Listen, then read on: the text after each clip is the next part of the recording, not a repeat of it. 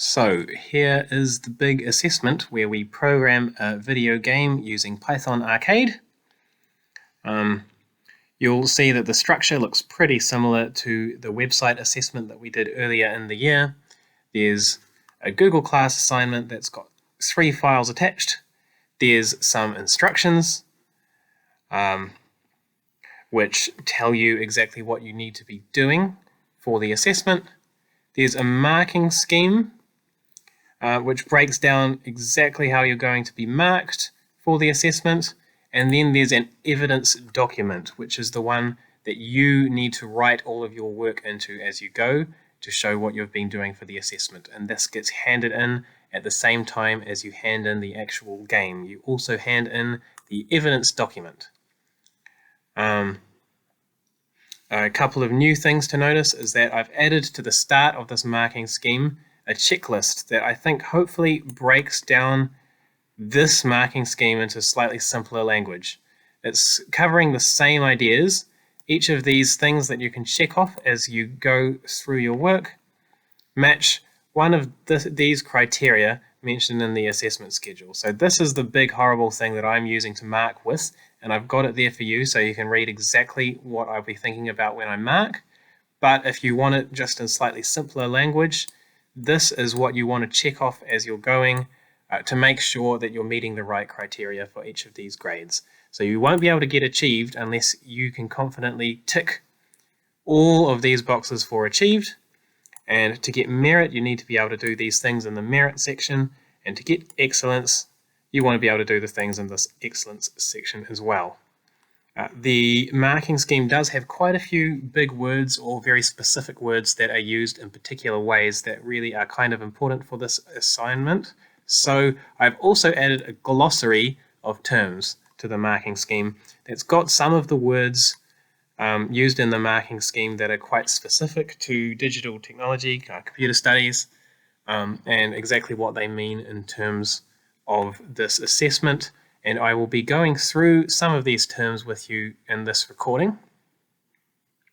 The second thing to notice that's slightly different is this evidence document is, I think, over twice the length of the last one. It's currently sitting at 13 pages, and that's when it's empty. But a big part of that is because a lot of these boxes have been pasted several times. There's a section on iterative development that's pasted 7 times, testing that's pasted 7 times, and that takes up half the document. It's just heaps of boxes for you to fill in the testing you've been doing, and another one on trialing and getting feedback. So there's quite a few big sections in the document that are mostly tables for you to fill out. It makes it look quite long, but that's because we want you to be filling out all of these tables. A lot of the structure is there for you. You just need to be able to fill these tables out and show that you've worked towards it. Which brings me to the most important thing to note about this assessment. It's worth 10 credits, and only 4 of those credits are for actually programming your game. The other 6 credits are all for something called iterative development, or like it says in the assessment instructions, for using a basic iterative process to develop your digital outcome. 4 credits for developing the computer program, and 6 for using the iterative process. So iteration is something that we were hopefully doing in the last assignment as well, but it's a term that's used quite a lot in programming, and iteration means to gradually improve something as you go. So you don't actually expect everybody to be starting with a perfect solution, a perfect working game on day 1. The game that you make in the first week is going to be nowhere near as good as the game that you make after 7 weeks. We've got quite a while working on this. This is something that you can't start in the last week, or you'll end up with a basic game like this monkey down here. If you make a game that kind of works in the first week, then there's all sorts of ways that we can test the program, check it with real people, check it with end users, make sure that everybody enjoys the game, and we can make real improvements to it so that by the end of the 7 weeks, we've got a much, much better game than we had at the start. And you need to be capturing evidence of this improvement as we go. So it's no good to just show look, I've got this wonderful game at the end of the 7 weeks. You need to show me in the first week you had something that you then improved several times as we went along. That is the process of iteration. It's repeating something again and again, and every time you repeat it, it gets slightly better. Something that I saw a lot of people do with the last assessment was this. So they had 4 or 5 boxes, and they had to show how they'd changed their game in some way each time. So they maybe changed one of the colors on the screen, or they changed one image for a different image. That is not going to be sufficient for this assessment. Even for achieved, you must show some evidence that you've been improving your game as you go along. So if you just change one of your characters, skin color or gender or something, that actually is quite useful because you can show that you've thought about some relevant implications and including everybody in your game, but it's not a full iteration. An iteration really needs to make some change to your game that changes how it gets played, how people react to it, changes some piece of functionality to make it a better game in some way. So you don't just want to change it arbitrarily. You have to think, what do I want to change about this game, and why do I want to change it? Why have I made these changes? How do these changes make the game better? So that's really important because the programming is only worth 4 credits. Testing and trialing your game and making it gradually better over time is worth 6 credits. So you absolutely need to show some evidence of that for this assessment, which is why this evidence document has got all of the sections for you to do that testing and that trialing.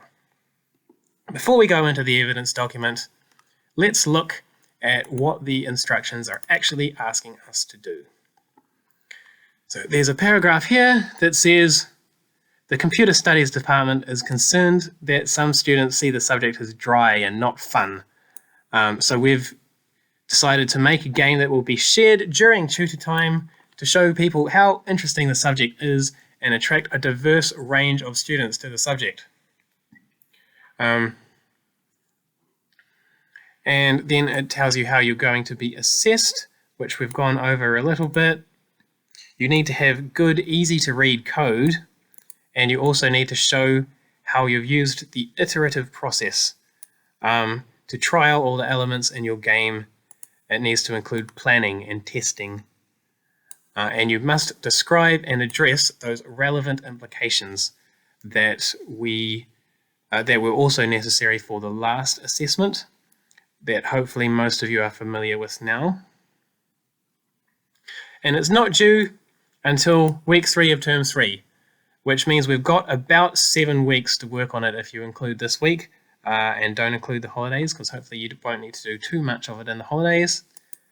That corresponds to a lot of these categories having 7 different boxes for you to fill out. So a good rule of thumb would be fill out 1 set of each of these boxes per week to show that you've made a new version of the game this week. That's a good way to think about how this evidence document is put together. So we've got about 7 weeks to fill out 7 lots of evidence to show that we've gradually been improving our game as we go. The task gives you quite a few ideas about how you might want to make your game. It reminds you of some of the games we've already created. We've created one with platforms. We've created that top-down one, like the coin collector, where you can go up and down and left and right. Arena with platforms is the same thing, really. Sprites that move around your screen. Any way that you can move around the screen using your keyboard is something that it should be within your ability to do because we've practiced that for a bit now. There's all sorts of ways that you can interact with things on the screen. You can make collectibles, power-ups that change what your player can do, switches that change something else about what's going on the screen. When you collide with something, that's when you can write some code to make something new happen. And you are probably also capable of creating a 2-player game. You can have 1 set of buttons on your keyboard make one of the players move, and a different set of buttons make a different player move. It also gives you a bunch of advice for planning. So when you're making the game, it's not just what the game is about, it's what sort of information do you need to present to the person using the game. Do there need to be instructions in the game so that people know how to play it? How does it finish? Does it have a game over? Can people reset the game when they're finished? Is there maybe a high scoreboard? Is there something extra that your game needs, like a score, to let the users know how they're going, and to present some of the information to the people playing so that they understand whether they're doing well at the game? You want to think about how you're storing all of that information in your program. That's something that will probably become more clear to you once you know what it is you want your game to have. Then it's just a matter of working out how to get all of that into your game.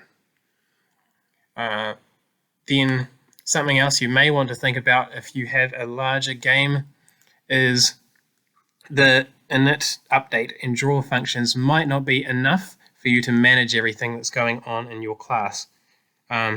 You may have noticed that some of the games you've been looking at in Python, in the Python Arcade examples, create some of their own functions to make all the enemies move, or to create all of the new enemies or all of the new coins. They've put all of that into a new function so that they can call it multiple times. That's a great way to add some more structure to your program. Or we even created that setup function for when you want to reset the game. That's a function that you can call again when you hit the R key. And that means that that piece of code is reusable and you don't need to write it all out twice.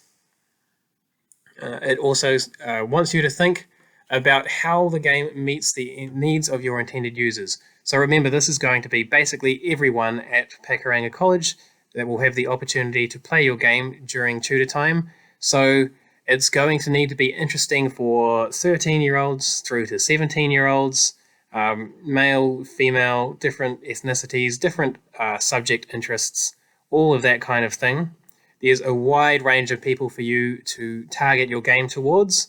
You're going to need to think about, how do I make it interesting for those people? What kind of challenges and rewards can I give them? Progression is an interesting one. Do you want your game to be exactly the same in the first minute as it is in the 5th minute? Or do you want it to gradually get harder some way to challenge the player?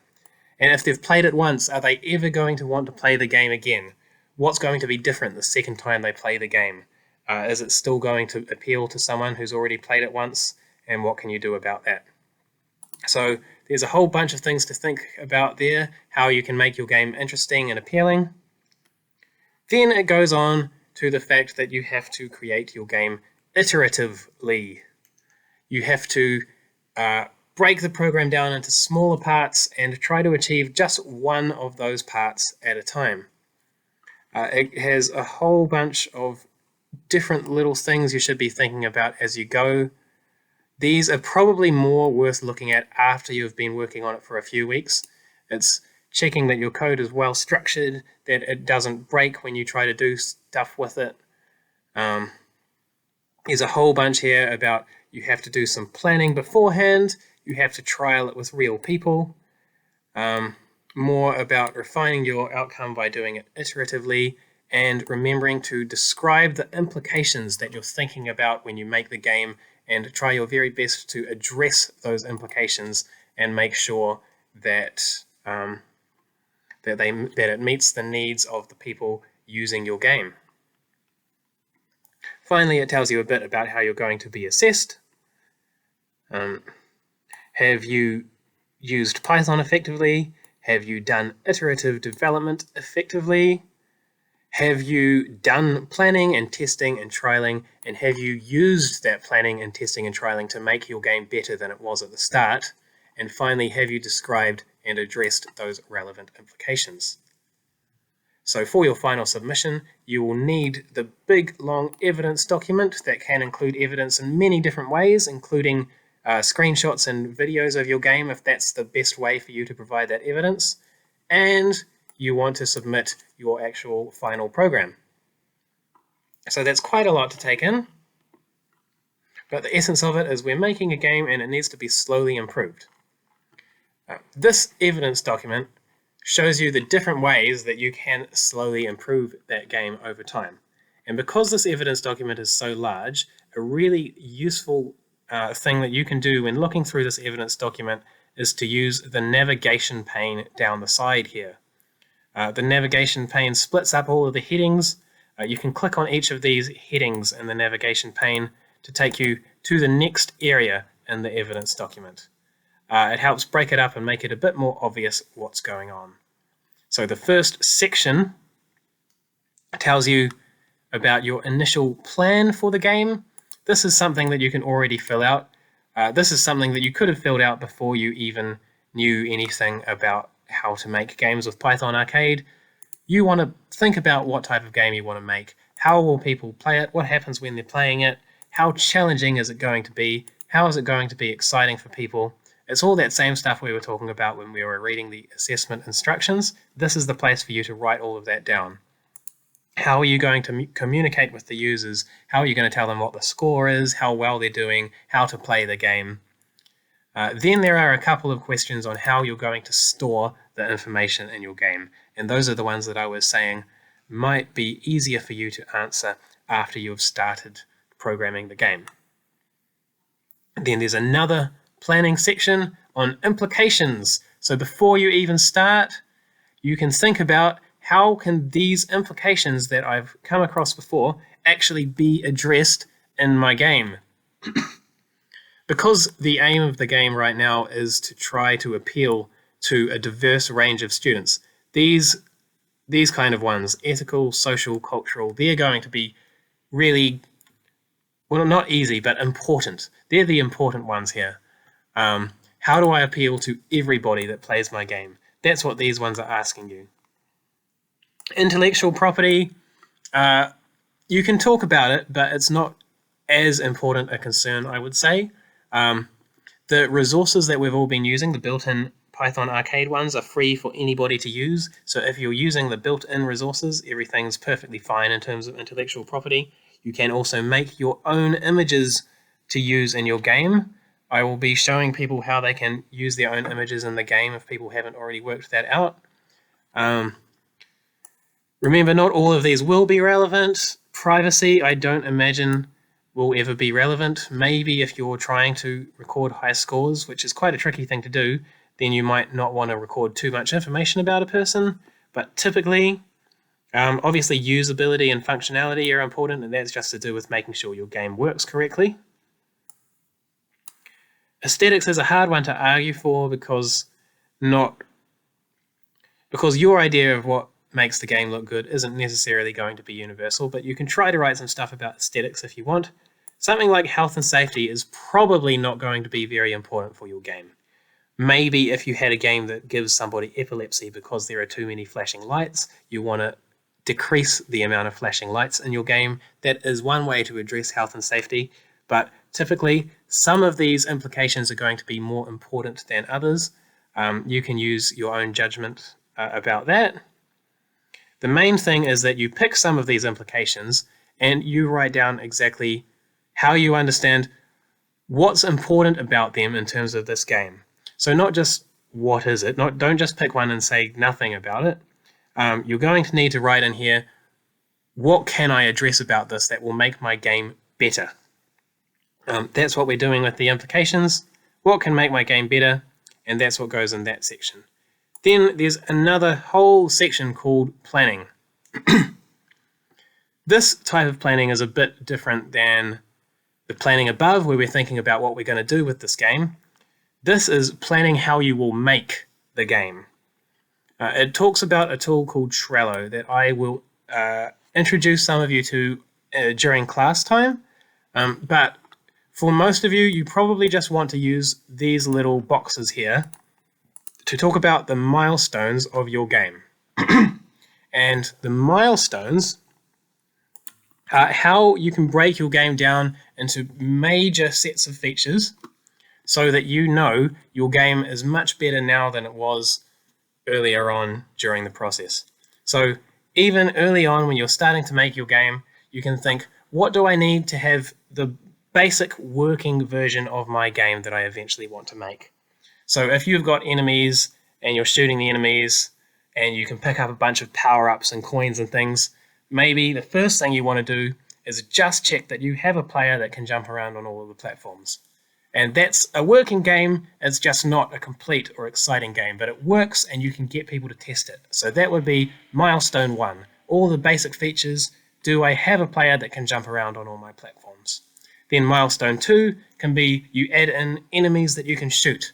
When you have enemies that you can shoot, again, you have a completely working game. Now you can jump around on the platforms and shoot enemies. That's something that you can test to see if it's working, and you can get other people to test to see if it's a game that they enjoy and for them to give you feedback about. Then milestone 3 is the next major version of your program, and that would be the one that's got all of the bells and whistles to it. It's where you can pick up all of the power-ups and pick up all of the coins and get high scores. So milestone 3 is a new set of features that you've added to your game, and once you've added all of those features, you've got another working version of your game that you can test with people and that you can test for yourself as well. So milestone is just a word that's being used here to divide your game up into larger chunks to let you know that you've definitely made progress as you've gone along. What is my progress going to look like? What's the most basic version of the game I can make? What's the most advanced version of the game I can make? That's the idea with these milestones. So you've not just planned what type of game do I want to end up with and how is it going to address the implications. You've thought about what is my game going to look like near the start? What is my game going to look like somewhere in the middle? And what is my game going to look like when it's really nice and polished and finished? That way you've got something to work towards. You're not just aimlessly, slowly making random adjustments to the game. You're making meaningful adjustments like this. So not just random stuff. Here's your milestones. You've got man when he was just an ape, man when he learned how to use fire or walk or something, and then modern humans who learned how to get a haircut by the looks of this picture.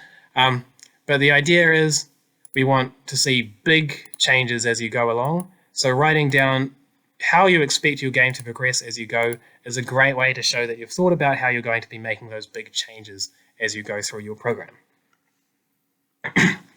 Then there's a section called iterative development evidence, and that's for all of the smaller bits. Anytime you make a new version of your game, you can record it here, and you can talk about how each of these new versions address some implications. Because there's 7 of these sections in here, of course you're free to add more or less, but we're going to aim for around 7 of these.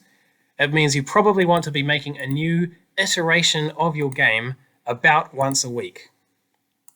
So once every week, you can talk about all of the changes that have been made to your game, show a screenshot of some new code and a screenshot of the game you've been making, and talk about how you're continuing to address the implications as you gradually improve on your game.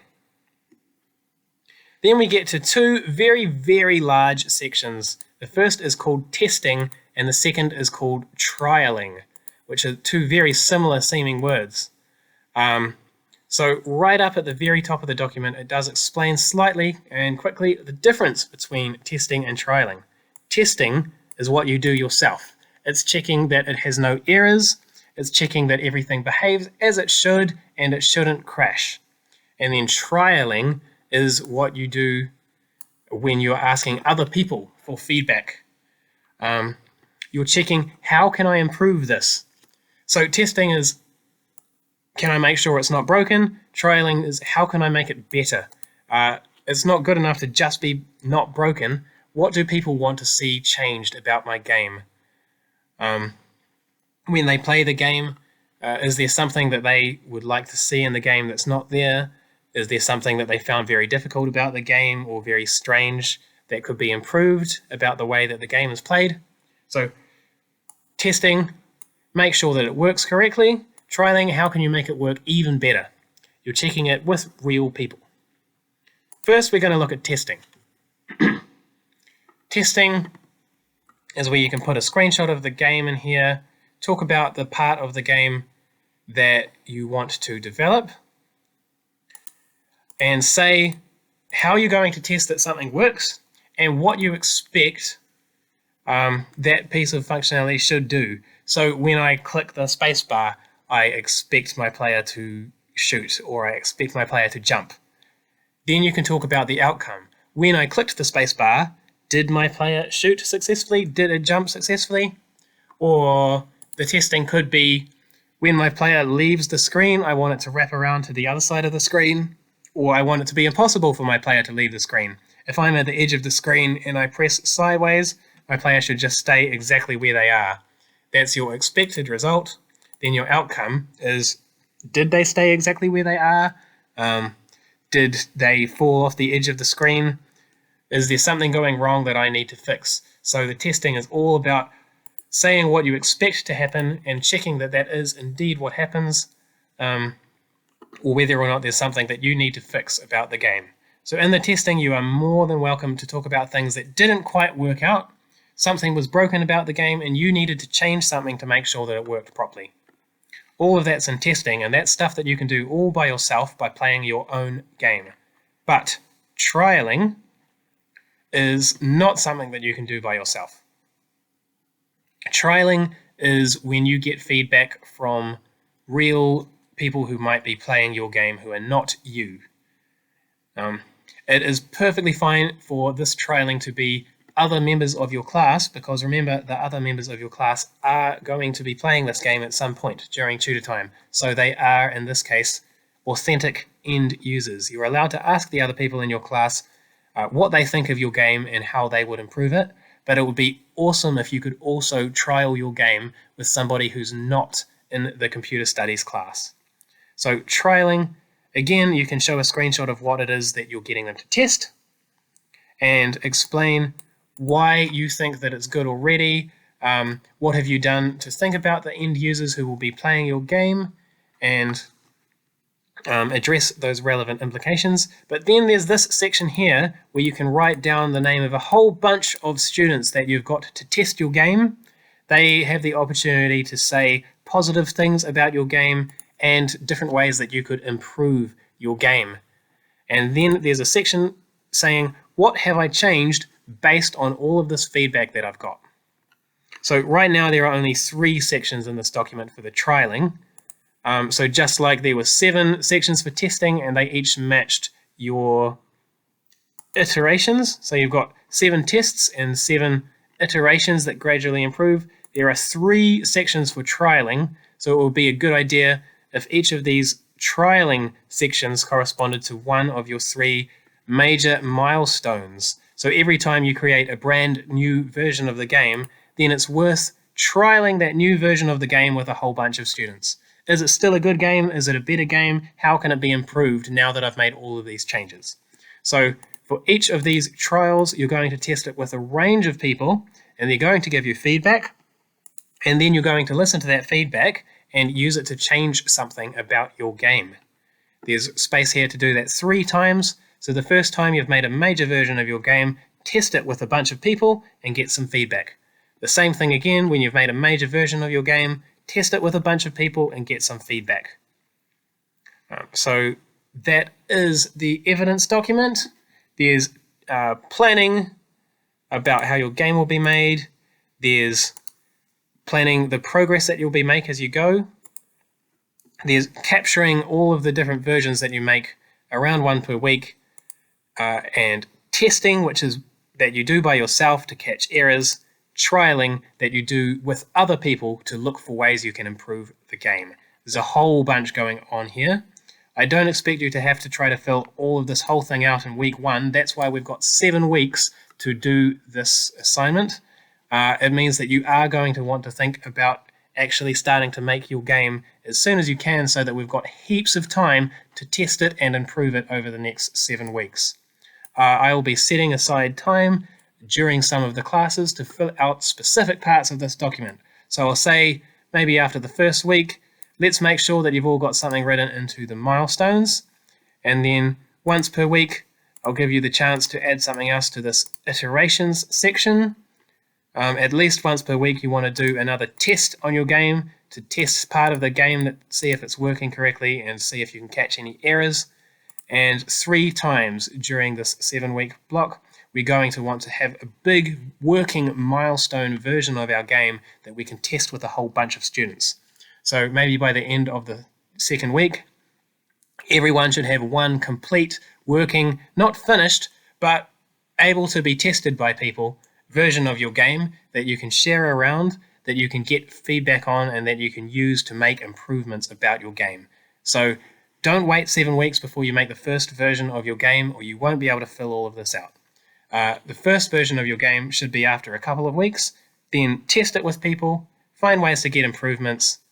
Then the final version of your game can come nearer to the end, and you can get your final round of feedback in before you submit this evidence document and your game. I think that covers everything I need to.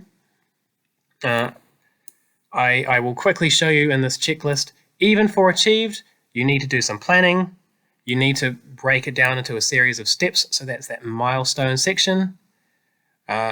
You need to do some testing, which covers these 2 points here. You've given examples of what should happen, and you've made sure that the correct thing happens.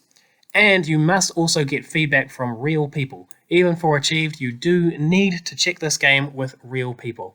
That's part of having those extra 6 credits for iteration. You must do some iteration even to get achieved. And finally, you need to describe some relevant implications. And I've put pretty specifically here in the check mark, I have listed at least 3 implications by name and explained why I would want to address them in my game. Because this is something that a number of you struggled with the last assessment, to make the best possible chance that you get the marks for this. Actually write down what implications you're addressing, use the name of the implication, and talk about why you would actually want to address those. So that's what I would like everybody to do to get to achieved. Merit and excellence I can talk about later once everybody's confident and they've got one working version of the game. There are a whole bunch of ways that you can tidy it up. A bunch of specific ways using some tools and techniques that we haven't fully covered yet.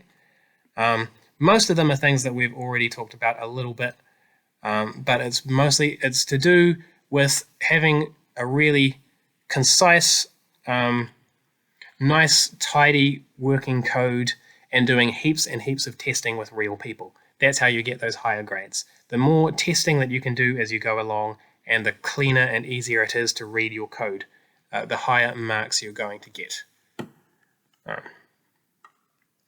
I think we've covered most of these terms in the glossary now. Debugging is a fancy word for getting rid of the bugs. Testing and trialing. Testing is checking that there are no errors, and trialing is testing it with real people. Iteration, we've talked about quite a lot. There are some special terms that the assessment schedule uses when you're doing your testing, which is expected cases for things that are likely to happen, and boundary cases for things that are unlikely to happen unless someone's trying to break your game, but they're still very useful to test. And of course, there's the relevant implications there as well. The final thing to mention is that it talks about decomposing your game into components, and what it means when it says this is breaking your game into small achievable chunks and achieving those chunks one at a time. So that's the whole thing about finding how you can do this game in little bits and make it gradually better. Don't just try to tackle everything at once, break it down into small pieces so that you can achieve it over time. So that's the assessment schedule, the evidence document, the assessment instructions. I think we've covered everything that we could possibly need to cover about this programming assessment. I look forward to playing some really cool games. By August 12th, that's the 3rd week of Term 3, and I expect to be back in class shortly so that we can talk about this together. What you should be working on right now is filling in this planning section so that you have a really solid start to your game. You can do the initial plan, you can write some implications that you want to address, and perhaps even consider putting in some milestones so you know what the structure will be for your next 7 weeks of making this game. What are the big stepping stones that you want to use to make sure that your game is gradually going to get better over the course of the 7 weeks? And that is all for me. I think so long as you have filled out the first 3 or 4 pages of this, that's more than enough. Some of you will be really keen to just get straight stuck into making the game, and that's great as well. So I will talk briefly about actually how you want to start going about making this.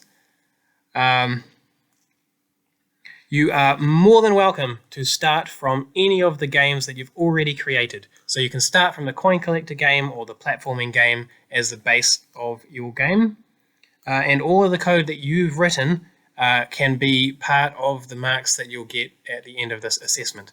But if you have copied one of the games that already exist, like the platforming game or the shooting game, all of the new code you write, all of the sprites you add, all of that will still get you marks, but the code that has come from Python Arcade, while it's perfectly fine to have it in your game, it's not going to get you any marks. So you do need to add new stuff into those games, or you need to use that code in a way that is somehow special to just your game.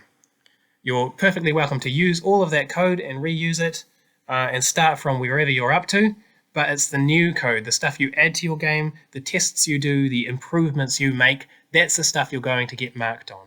So start from something you already have, but just be aware that you'll still be wanting to improve it across this time.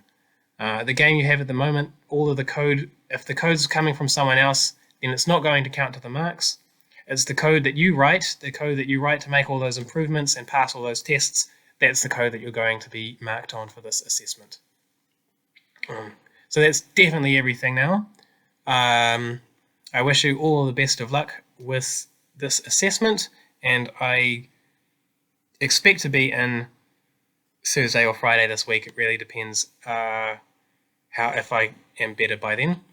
But in any case, there's plenty of time to work on this, so long as you do make a start now. So do think about the planning that you want to do for this. Sorry this has run on for such a long time. There's quite a lot to cover, and I wanted to make sure that I addressed everything, which I now have. Thank you all for listening, and I'll see you hopefully later this week.